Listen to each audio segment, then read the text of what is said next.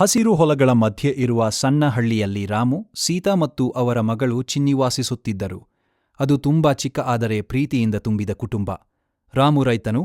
ಪ್ರತಿದಿನ ಬೆಳಿಗ್ಗೆ ಸೂರ್ಯೋದಯವಾಗುತ್ತಿದ್ದಂತೆಯೇ ಹೊಲಕ್ಕೆ ಹೋಗುತ್ತಿದ್ದನು.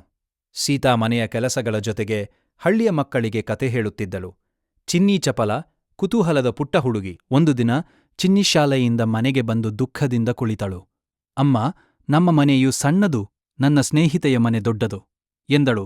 ಸೀತಾ ನಗುತ್ತಾ ಹೇಳಿದಳು, ಮನೆ ದೊಡ್ಡದಾಗಿರಬೇಕೆಂದಿಲ್ಲ ಮಗಳೇ, ಮನಸ್ಸು ದೊಡ್ಡದಾಗಿರಬೇಕು. ಆ ರಾತ್ರಿ ಮಳೆ ಜೋರಾಗಿ ಸುರಿಯಿತು. ಗಾಳಿ ಬಿರುಗಾಳಿಯಾಗಿ ಊದಿತು. ಹಳ್ಳಿಯ ಒಂದು ವೃದ್ಧ ದಂಪತಿಯ ಮನೆ ಕುಸಿದು ಹೋಯಿತು.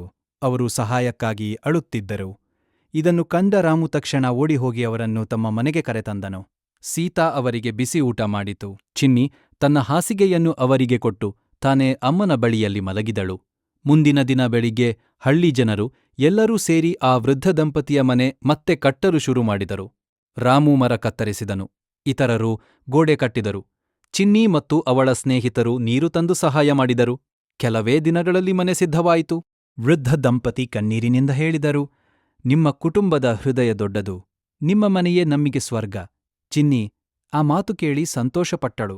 ಅವಳು ಅಮ್ಮನ ಕಡೆ ನೋಡಿಕೊಂಡು ನಗುತ್ತಾ ಹೇಳಿದಳು, ಅಮ್ಮ, ನಮ್ಮ ಮನೆ ಚಿಕ್ಕದಾದರೂ ನಮ್ಮ ಹೃದಯ ದೊಡ್ಡದು ಅಲ್ವಾ? ಸೀತಾ ಮಗಳನ್ನು ಅಪ್ಪಿಕೊಂಡಳು. ರಾಮು ಹೆಮ್ಮೆಯಿಂದ ನಿಂತನು. ಆ ದಿನದಿಂದ ಚಿನ್ನಿಗೆ ತನ್ನ ಮನೆಯ ಬಗ್ಗೆ ಯಾವತ್ತೂ ಕಮ್ಮಿ ಅನಿಸಲೇ ಇಲ್ಲ. ಅವಳು ಕಲಿತ ಪಾಠ ಒಂದೇ, ನಿಜವಾದ ಸಂಪತ್ತು, ಪ್ರೀತಿ ಮತ್ತು ಸಹಾಯ ಮಾಡುವ ಮನಸ್ಸು. ಆ ಹಳ್ಳಿಯಲ್ಲಿ ಚಿನ್ನಿ ಕುಟುಂಬವು ಎಲ್ಲರಿಗೂ ಮಾದರಿಯಾದರು. ಅವರ ಮನೆ ಚಿಕ್ಕದಾದರೂ ಅವರ ಸಂತೋಷ ಮತ್ತು ದಯೆ ಹಳ್ಳಿಯನ್ನೇ ಬೆಳಗಿಸಿತು.